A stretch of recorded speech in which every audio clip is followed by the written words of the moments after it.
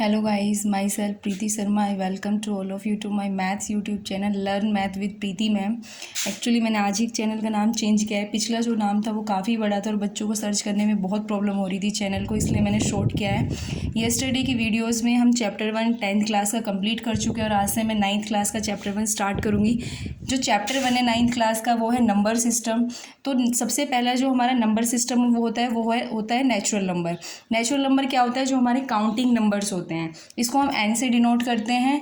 जैसे counting numbers क्या होते हैं 1 2 3 एंड सो ऑन. तो सबसे स्मॉल जो नेचुरल नंबर है वो कौन सा है? हमारा 1 होता है. सेकंड नंबर सिस्टम के अंदर आता है होल नंबर. जब आप नेचुरल नंबर के साथ जीरो भी इंक्लूड कर देते हो तो होल नंबर सिस्टम बनता है. इसको आप डब्ल्यू से डिनोट करते हो.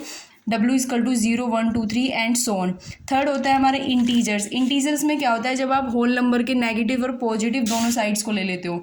देखो, it is a whole number that can be positive, negative और जीरो डिनोटेड बाय z. जब आप नेगेटिव, पॉजिटिव और जीरो होल नंबर्स को लिख देते हो तो वो इंटीजर्स बन जाता है. फोर्थ होता है रैशनल नंबर. रैशनल नंबर में क्या होता है? जब भी आप किसी नंबर को p बाई क्यू की फॉर्म में रिप्रेजेंट कर पाओ जहाँ पे आपका डिनोमिनेटर जीरो ना हो, और वहाँ पे p और q क्या होते हैं? आपके इंटीजर, उसको बोलते हैं रैशनल नंबर. रैशनल नंबर के एग्जाम्पल के तौर पर आप -4/3, 0/7, 0/13 कुछ भी ले सकते हो. बस डिनोमिनेटर आपका जीरो नहीं होना चाहिए और p और q दोनों क्या होने चाहिए? Integer. Now come to the exercise 1.1. Exercise 1.1 का क्वेश्चन 1 क्या है? Is zero a rational number? Can you write it in the form p by q where p and q are integer and q not equal to zero. First question है कि क्या zero कोई rational number है. पहले इतने question का हम answer देंगे तो आप बोलोगे येस जीरो एक रैशनल नंबर है. क्यों है? क्योंकि आप जीरो को p बाई क्यू की फॉर्म में रिप्रेजेंट कर सकते हो ना. आप लिख सकते हो 0/1, 0/2, 0/11 एट्सेट्रा. डिनोमिनेटर जीरो नहीं होना चाहिए, न्यूमिनेटर को आप जीरो रख सकते हो. Now come to the question number 2. Question number 2 है कि find 6 rational number between 3 and 4. 3 और 4 के बीच में 6 रैशनल नंबर लेने हैं आपको. तो पहले आप क्या करोगे? 3 और 4 को रैशनल की फॉर्म में रिप्रेजेंट कर दोगे. 3 को आप क्या लिख सकते हो? 3 को आप लिख सकते हो 3/1 और 4 को आप क्या लिख सकते हो? 4/1. आपसे 6 रैशनल पूछें तो आप न्यूमिनेटर और डिनोमिनेटर को किससे मल्टीप्लाई कर दोगे? 7 से. अगर आपसे 7 पूछता है तो आप 8 से मल्टीप्लाई कर दोगे.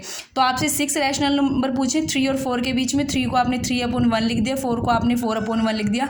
6 पूछे तो न्यूमिनेटर डिनोमिनेटर को मैं 7 से मल्टीप्लाई करूँगी तो ये बन जाएगा 21/7. और जब 4/1 को 7 से मल्टीप्लाई करेंगे तो वो बन जाएगा 28/7.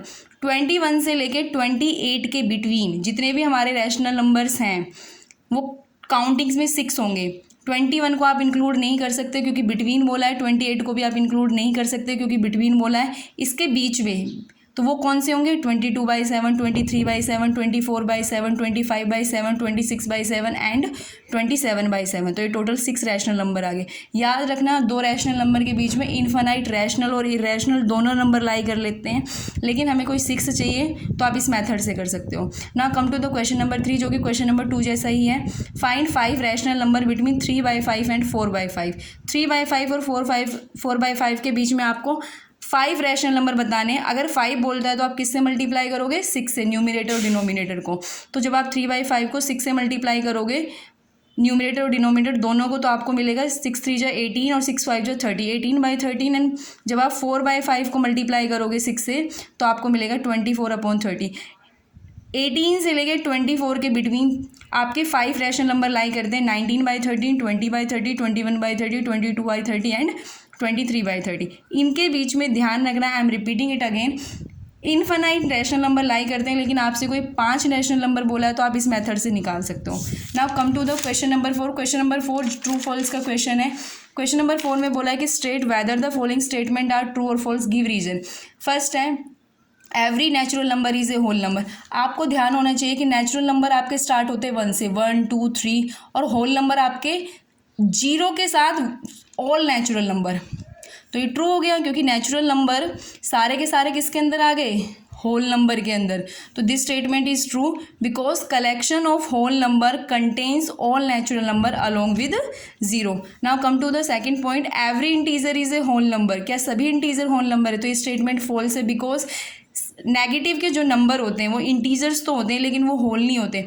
मैंने यहाँ पे एग्जांपल लिया -11, मैंने बोला है कि -11 is a integer but not whole number. आप ले सकते हो -3 is a integer but not whole number, -13 is a integer but not whole number. तो इन एग्जाम्पल के थ्रू इस स्टेटमेंट को आप फॉल्स दिखा सकते हो। Now come to the third statement, that is every rational number is a whole number. क्या सभी रैशनल नंबर आपके होल नंबर है? तो ये स्टेटमेंट भी फॉल्स है, बिकॉज रैशनल नंबर तो आपके डिनोमिनेटर और न्यूमिनेटर की फॉर्म में होते हैं ना। 4/3 हो गया, 11/19 हो गया, ये सारे आपके क्या होते हैं? रैशनल नंबर होते हैं, लेकिन ये कभी भी होल नंबर नहीं होते। होल नंबर तो 0, 1, 2 ये सब होते हैं ना। 1/2 को अगर आप सोल्व करो तो फ्रैक्शनल की फॉर्म में आपका आंसर आता है 0.5, लेकिन 0.5 कभी भी होल नंबर नहीं होता। तो this statement is also false. You can give any examples, ठीक है।